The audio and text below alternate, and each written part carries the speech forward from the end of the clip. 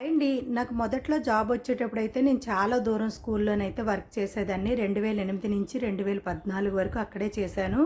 ఉదయం 7:30కి వెళ్ళిపోతే రాత్రి వచ్చేసరికి 7:30 అయిపోయేది. అయితే వంటలకు చాలా ఇబ్బంది కదండీ! అలాంటప్పుడైతే నాకు కుక్కర్‌లే ఉపయోగపడ్డాయి. కుక్కర్‌లో నేను ఎక్కువగా వంటలు చేసేదాన్ని అప్పట్లో.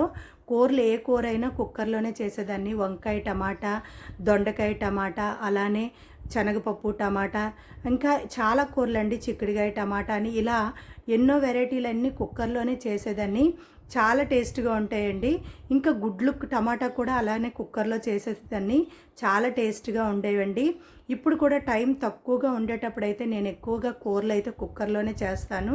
టైం అనేది సేవ్ అవుతుంది. మరిన్ని మంచి వీడియోలకైతే మన ఛానల్ అయితే సబ్స్క్రైబ్ చేసుకోండి.